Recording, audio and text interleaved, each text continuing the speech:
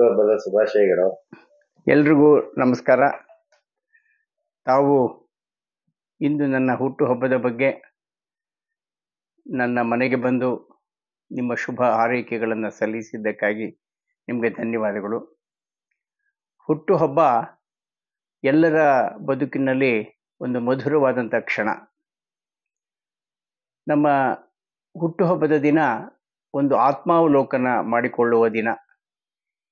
ಇದುವರೆಗೆ ಏನನ್ನು ಸಾಧಿಸಿದ್ದೇವೆ, ಎಷ್ಟರ ಮಟ್ಟಿಗೆ ಸಮಾಜಮುಖಿಯಾಗಿ ಕೆಲಸ ಮಾಡಿದ್ದೇವೆ, ಮುಂದೆ ಹೇಗೆ ಈ ಸಮಾಜದ ಋಣವನ್ನು ತೀರಿಸಬೇಕು ಅನ್ನುವ ಬಗ್ಗೆ ಚಿಂತನೆ ಮಾಡುವಂತಹ ಹಾಗೂ ಆ ಬಗ್ಗೆ ಯೋಜನೆಗಳನ್ನು ರೂಪಿಸಿಕೊಳ್ಳುವಂತಹ ಒಂದು ಅತ್ಯಂತ ಪ್ರಮುಖವಾದ ಸೃಜನಶೀಲ ದಿನ ಈ ಹುಟ್ಟುಹಬ್ಬದ ದಿನ.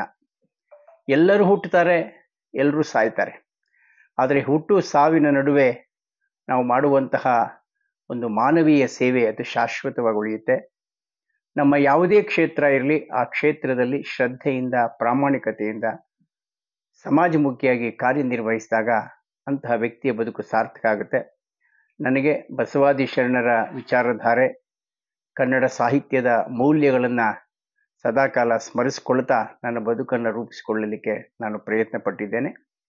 ಇದುವರೆಗೂ ಈ ನನ್ನ ಆತ್ಮೀಯ ಬಂಧುಗಳು, ಸಮಾಜದ ಮಿತ್ರರು, ಗುರುವರೇಣ್ಯರು ಇವರೆಲ್ಲರೂ ನೀಡಿದಂಥ ಆಶೀರ್ವಾದಕ್ಕಾಗಿ ಮತ್ತು ನಿಮ್ಮೆಲ್ಲರ ಶುಭ ಹಾರೈಕೆಗೆ ನಾನು ತುಂಬ ಹೃದಯದ ಅಭಿನಂದನೆಯನ್ನು ಸಲ್ಲಿಸ್ತೇನೆ. ಮುಖ್ಯವಾಗಿ ನನ್ನ ಹೆತ್ತ ತಾಯಿ ತಂದೆಯವರನ್ನು ಸದಾ ಸ್ಮರಿಸಿಕೊಳ್ತಾ ಈ ಹುಟ್ಟುಹಬ್ಬದ ದಿನ ನಾಡಿನ ಜನತೆಗೆ ನಾನು ಆತ್ಮೀಯವಾದ ಶುಭ ಆಶಯಗಳನ್ನು ಕೋರ್ತೇನೆ.